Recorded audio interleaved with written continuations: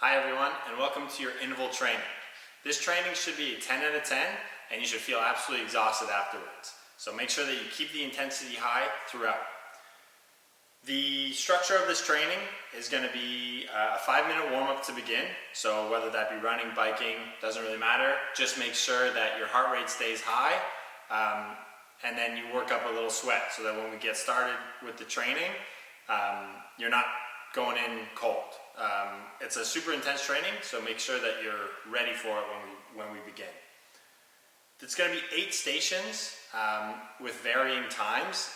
Each of the stations, the times will be the same, but the sets are going to change. So that first set is going to be a 15-second effort with a 30-second break between each exercise. Your second set is going to be 15 seconds of effort with a 15-second break. And that third set, which is going to be the most difficult, is going to be 30 seconds of effort with a 30-second break. So I'm going to run through the exercises with you guys, give you guys examples of what they can look like, and maybe even some variations depending on the space that you guys have. Relatively simple, most of these exercises, hopefully you guys kind of know what they are, and if not, that's not a problem. So basically what's going to happen, let's say we're doing the first set, you're going to do 15 seconds of the first drill, which is suicides. You're going to take 30 seconds off. And then your next 15 seconds, you're going to go to the second exercise. So it's 8 times, all different exercises with 30-second breaks in between. Once you've completed that whole thing, you're going to take a 6 to 8 minute break. And then after that break, you're going to start your second set, keeping in mind that the times do change. So now you're doing a 15-second effort with only a 15-second break. Before you get started with this training, make sure that you set up each individual station so that when you do begin, things are already clear and laid out and you're not having to think about, oh, what's next? What do I have to do? Setting things up. It's simply taking advantage of that break, resting, and then getting started with the next drill. Your first exercise is suicides. So you can set this up in 2 different types of ways. If you're a little bit more limited in space, like in this garage, what you can do is only set up 2 cones and run between those 2 cones. If you have a little bit more room, say you're doing this on a soccer field or outside, you can set up multiple cones and then do your classic suicides. The most important part about the suicide is making sure that you have enough room between the cones that you can actually pick up some speed in a straight line sprint. Making sure that the explosivity happens at the change of direction. So as soon as you hit that line, you're running the opposite direction, making sure that you're exploding as hard as you can.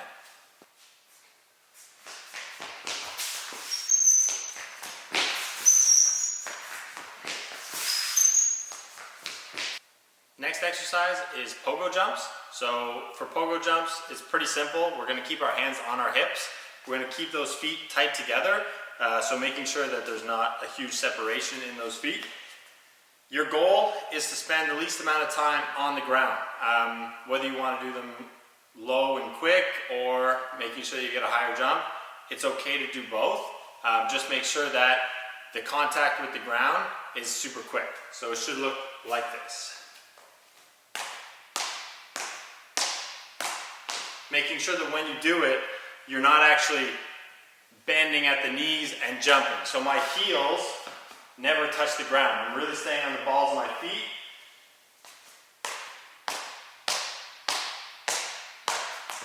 So this should feel, you should feel it in your calf when you do this. For our next drill, you're going to need a small hurdle or just anything that you can jump over, making sure that if you do hit it, it's not going to hurt you.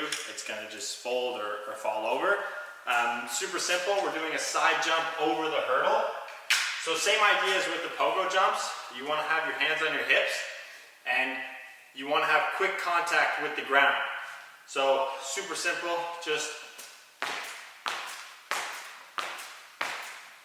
trying to get back and forth as fast as you can. For the squat jumps, we're going to utilize the technique that you guys learned in strength and conditioning. So making sure that we're more proficient in our technique than necessarily just trying to go fast and explode.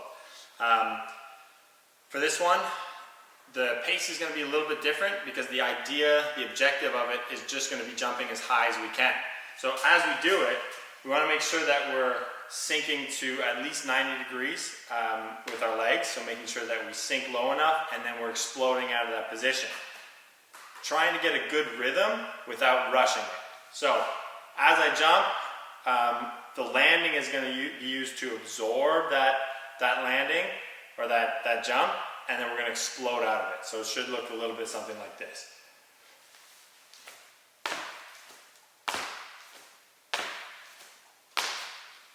Trying to go pretty high each time, almost maximum. Next exercise is mountain climbers. Maybe something you guys have done before. We're going to go ahead and engage our core a little bit more. This is not going to be so taxing for the legs, but we're going to make sure that we're really driving our knees. So you may feel it in your hip flexors when you do it. Once again, find a rhythm that's comfortable, making sure that technically things look good, but still trying to keep that intensity. Also, something to note, make sure that your butt doesn't come way up in the air. We want to make sure that our hips kind of stay sunken down. It's just going to help us activate our core a little bit more. So find a spot on the ground, hands down, butt down, and then we're driving our knees. Notice when I do it, my toe comes up with me. So I'm not letting my toe be lazy. Same thing in skating, right? We never want to let our toe hang. We're driving that knee, driving our toe at the same time. Fast feet might be the simplest one on this list. It might look a little silly, but all you're trying to do is move your feet as fast as you can.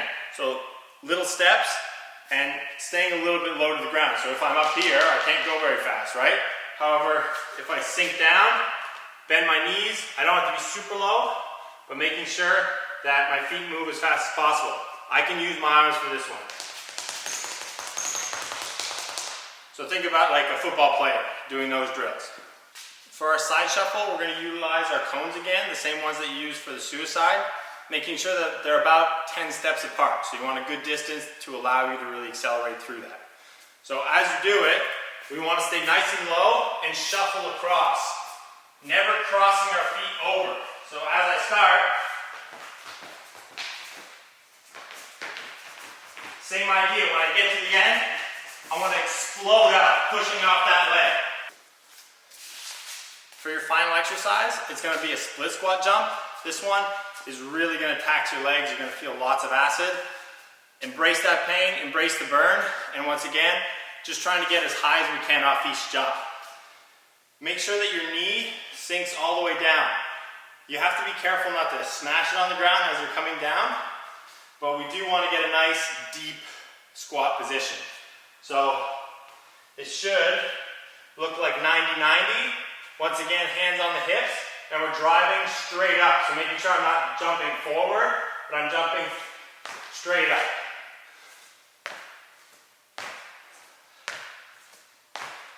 Once you guys have completed all 3 sets, you can take 6 to 8 minutes to catch your breath, relax a bit, and then get into your stretching routine.